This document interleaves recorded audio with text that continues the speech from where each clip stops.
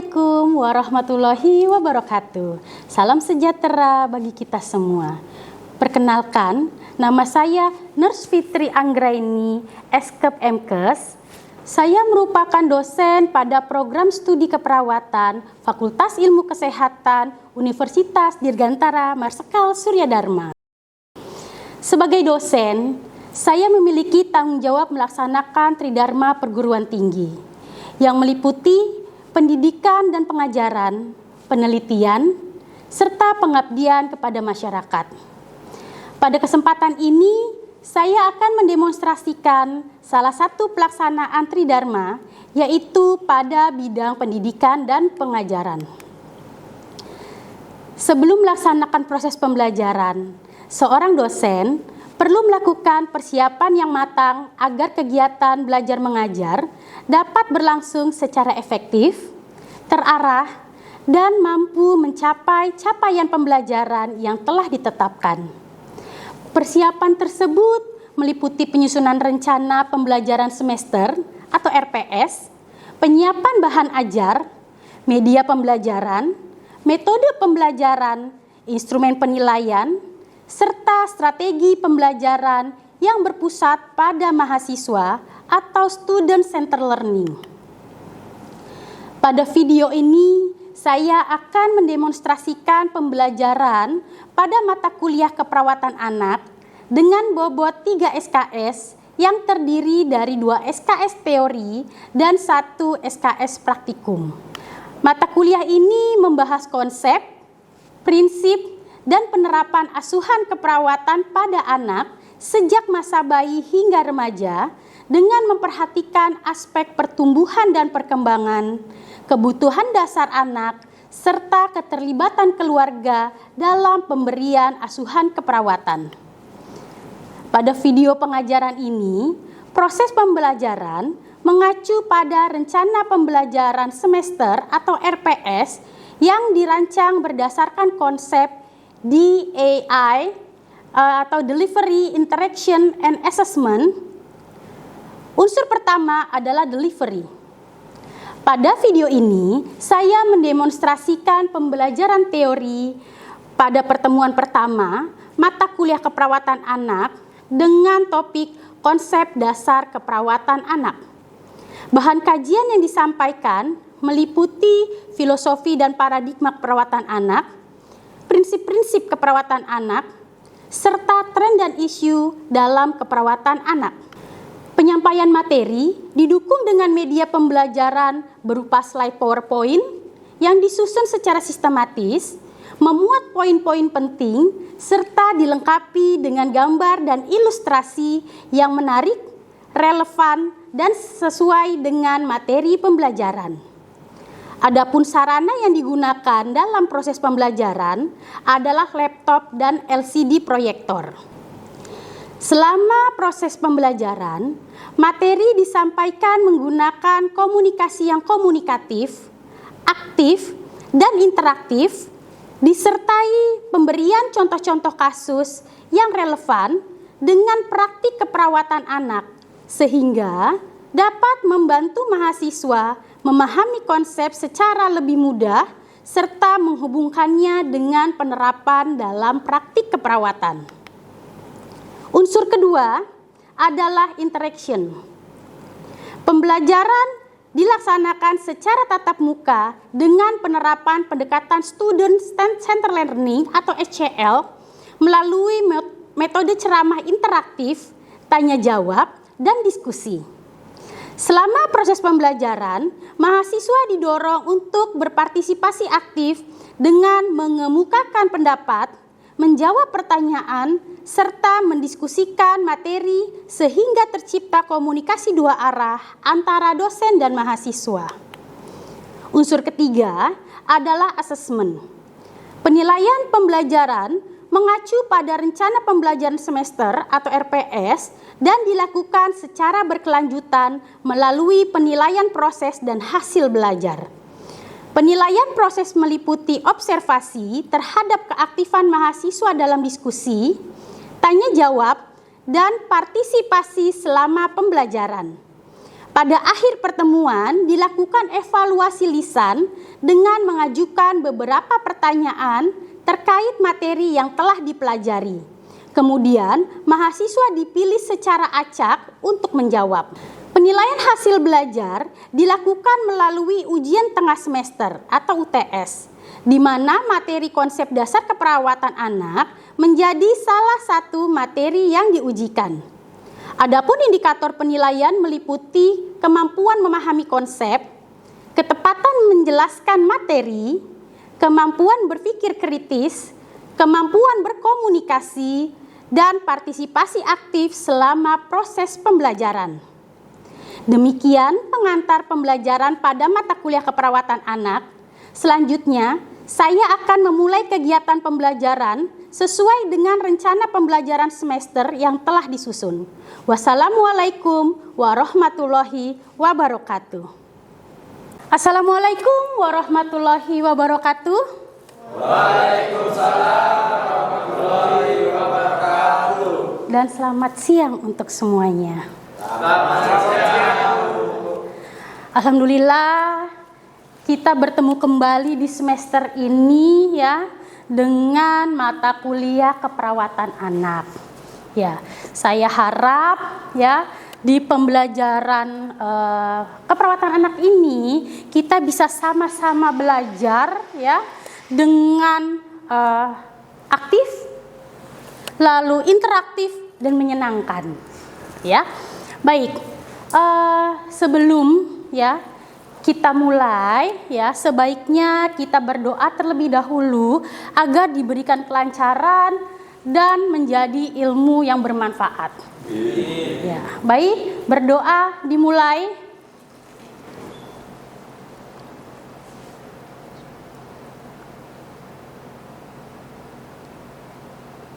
Berdoa selesai. Ya, baik. Sebelum kita masuk di materi ya, saya mau bertanya kepada seluruh mahasiswa, apakah sudah siap untuk pembelajaran hari ini? Siap. Ya. Lalu apakah suara saya sudah terdengar dengan jelas? Sudah. Oke, baik. Saya mau mereview kembali, gitu ya, dengan materi atau pembelajaran di semester sebelumnya. Ya, baik. Saya akan memberikan pertanyaan. Kira-kira, ya, apakah dalam pemberian asuhan keperawatan pada anak itu sama dengan asuhan keperawatan yang diberikan pada dewasa? Beda. Ya, jawabnya adalah beda atau tidak sama, ya. Kenapa? Karena anak ya memiliki karakteristik ya sesuai dengan pertumbuhan dan perkembangannya ya yang berpusat pada anak itu sendiri dan keluarga. Ya, baik. Ya, seperti halnya ya untuk materi pertama ini ya, kita akan belajar terkait dengan konsep dasar keperawatan anak. Ya, di mana nanti untuk bahan kajian atau materinya yang pertama adalah filosofi dan paradigma keperawatan anak. Yang kedua ya adalah prinsip-prinsip keperawatan anak. Dan yang ketiga adalah tren dan isu keperawatan anak. Ya. Di mana ya untuk capaian pembelajarannya ya, seperti tadi kalau kita lihat materinya, yang pertama ya setelah pembelajaran mahasiswa mampu ya untuk menjelaskan filosofi dan paradigma keperawatan anak. Yang kedua, mahasiswa mampu menjelaskan prinsip-prinsip keperawatan anak. Dan yang ketiga, mahasiswa mampu mengidentifikasi tren dan isu keperawatan anak. Ya, sesuai dengan RPS ya, kita akan belajar selama 100 menit. Ya, apakah bersedia untuk mahasiswa? Bersedia. Ya, baik. Ya, kita mulai dari yang pertama adalah filosofi keperawatan anak ya. Di sini sudah ada penjelasannya di mana filosofi keperawatan anak adalah pandangan ya atau keyakinan yang dimiliki perawat dalam memberikan pelayanan keperawatan pada anak yang berfokus pada pertama adalah berfokus pada keluarga atau family center care. Ya, jadi fokusnya adalah keluarga. Kenapa? Karena anak merupakan bagian dari dalam keluarga, tidak bisa dipisahkan dalam keluarga. Lalu yang kedua adalah pencegahan terhadap trauma atau traumatic care. Kenapa? Ya, karena anak-anak dengan yang hospitalisasi atau dirawat inap, ya, setiap tindakan keperawatan itu tidak menimbulkan trauma pada anak. Karena kalau sudah ada timbul ya trauma pada tindakan keperawatan, maka kalau anak mau diberikan tindakan lagi, itu kita akan sulit pendekatannya, gitu ya. Yang ketiga adalah manajemen kasus atau case management. Nah, di mana kasus ya, jadi kita bagaimana manajemen si anak yang tadinya dari sakit sehingga nanti dia sembuh, ya, kita akan mengelola anaknya beserta nanti dengan pembiayaannya, gitu ya. Itu adalah filosofi keperawatan anak. Selanjutnya adalah paradigma, ya, paradigma keperawatan anak. Nah, paradigma keperawatan anak merupakan suatu landasan berpikir dalam penerapan ya ilmu keperawatan anak. Nah, dalam paradigma keperawatan anak ini ada 4 unsur ya atau komponen. Yang pertama adalah manusia atau anaknya itu sendiri, gitu ya. Kenapa? Ya karena objek kita ya yang akan diberikan asuhan keperawatan adalah anak, gitu ya. Di mana anak adalah ya seorang individu yang usianya di bawah 18 tahun atau maksimal adalah 18 tahun. Itulah kategori anak, gitu ya. Selanjutnya ya adalah sehat sakit, gitu. Di mana ya rentang sehat sakit, gitu ya, adalah nih. Mulai dari dia, ingat yang paling negatif rentang sehat sakit adalah kematian, gitu ya. Lalu yang paling positif dari rentang sehat sakit adalah sejahtera. Nah, jadi ini adalah komponen kedua dari paradigma keperawatan anak. Selanjutnya, yang ketiga adalah lingkungan. Ya, lingkungan sekitar anak, gitu ya, baik itu yang internal ataupun eksternal, ya. Nah, di mana internal itu ya bisa dari kongenital bawaannya dia, gitu ya, genetik, DNA, ya, itu termasuk tuh. Nah, selanjutnya adalah eksternal. Eksternal apa? Oh, mulai dari gizinya, bagaimana makannya, ya, apa saja vitamin yang dia dapat, mineral yang dia dapat, ya, karbohidrat, nah, yang mengandung terkait dengan gizinya. Lalu peran orang tua, apakah peran orang tua itu sudah sesuai dengan perannya di dalam keluarga, gitu ya? Apakah nanti kasih sayang si anak ini ya yang dia dapatkan, apakah ada yang kurang? Nah, kalau ada yang kurang berarti ada peran dari orang tua yang tidak seimbang, gitu ya.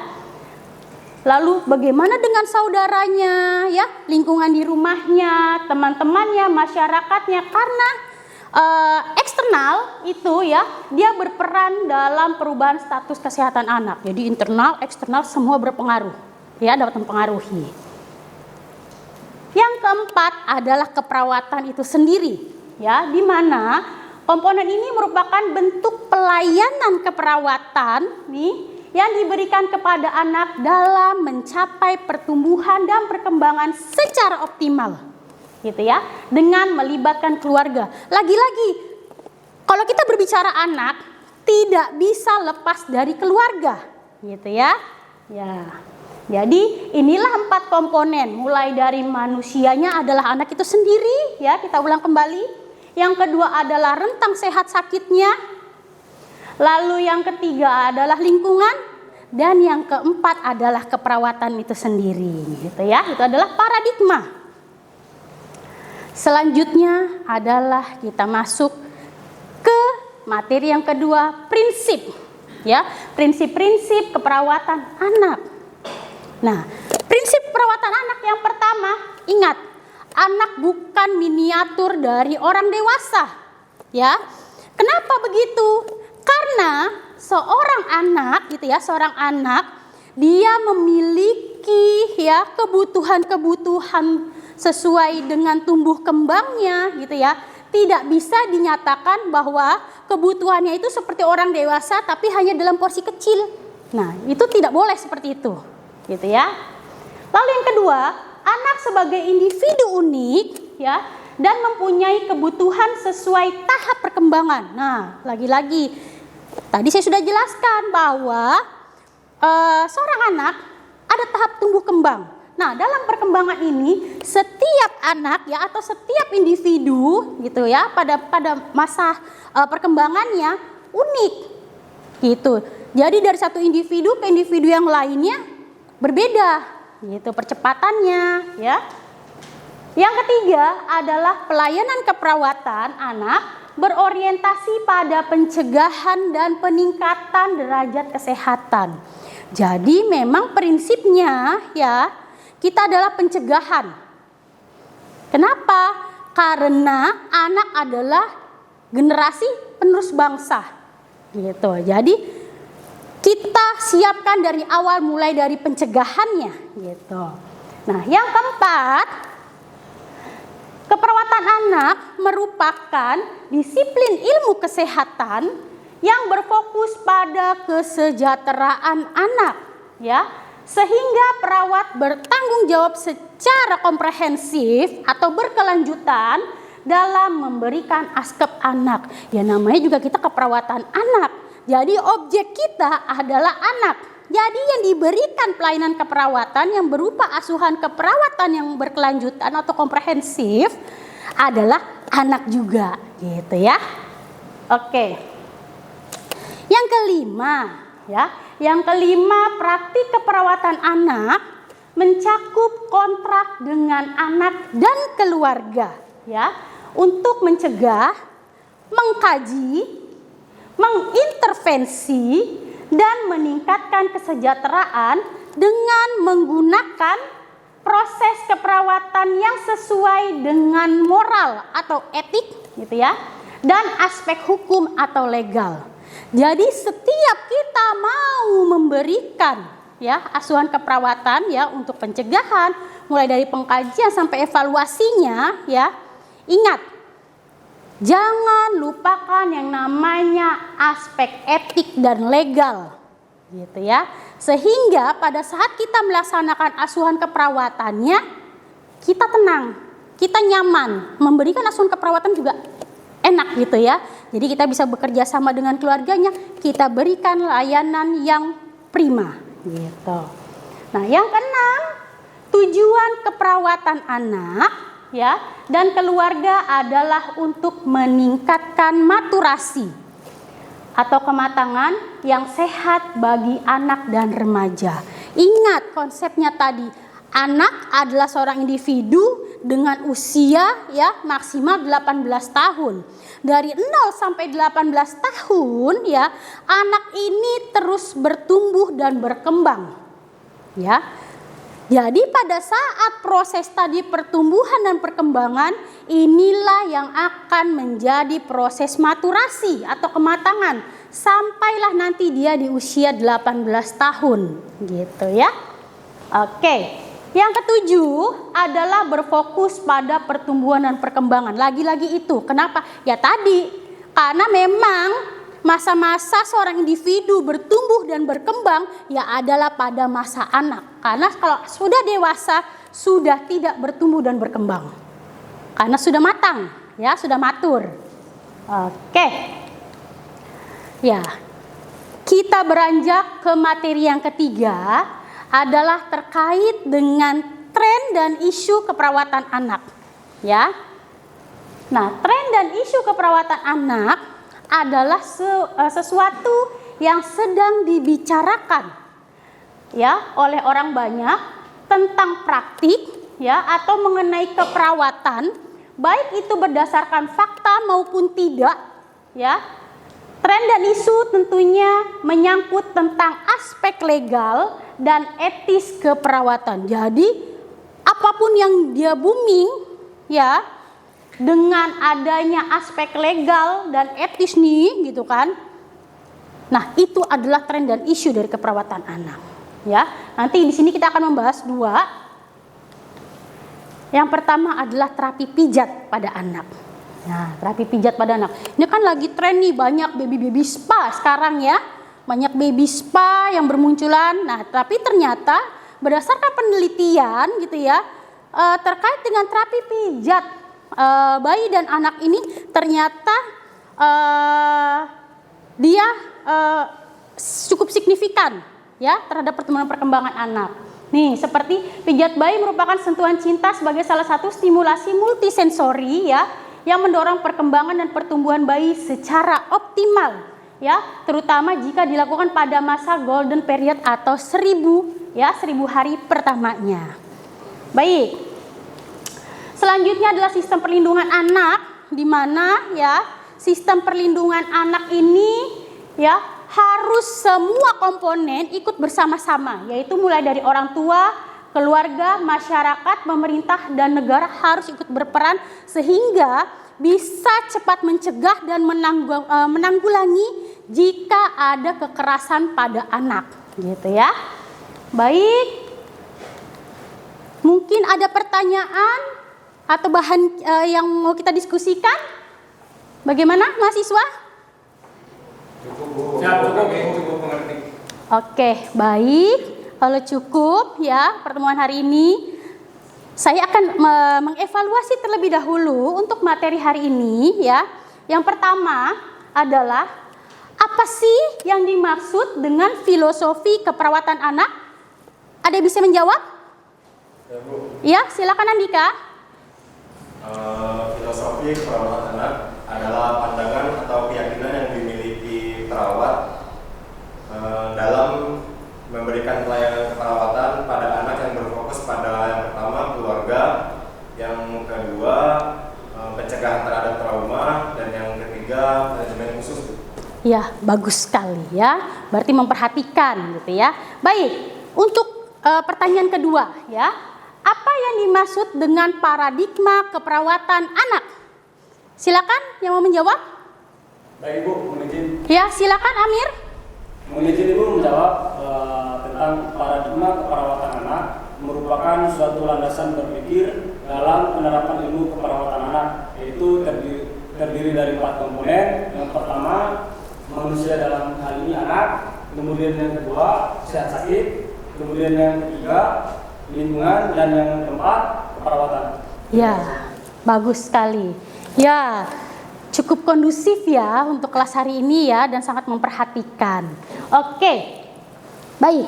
Kesimpulannya ya pada pertemuan hari ini ya, konsep dasar keperawatan anak merupakan landasan dalam memberikan asuhan keperawatan ya yang aman, komprehensif atau berkelanjutan, dan berpusat pada kebutuhan anak serta keluarga. Lalu, filosofi keperawatan anak menekankan bahwa anak ya adalah individu yang unik dengan kebutuhan sesuai dengan tumbuh kembangnya.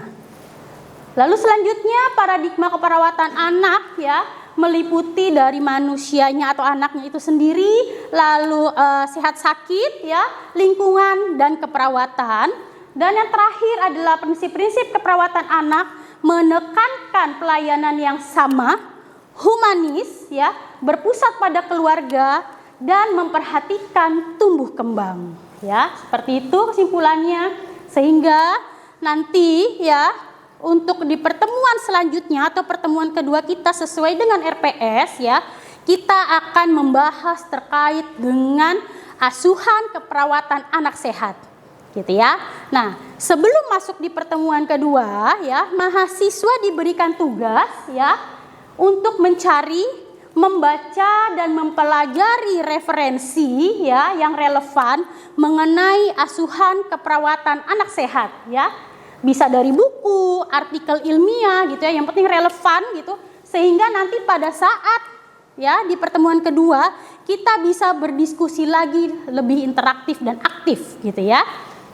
Baik ya, ingat anak-anak adalah masa depan ya, dan perawat adalah penjaga yang memastikan mereka tumbuh kuat dan sehat ya. Baik, sebelum kita tutup kelas ini ya, mari kita bersama-sama berdoa sehingga ilmu yang kita dapatkan hari ini bisa bermanfaat untuk orang banyak ya. Baik, silakan berdoa sesuai dengan kepercayaan dan agamanya masing-masing. Berdoa dimulai.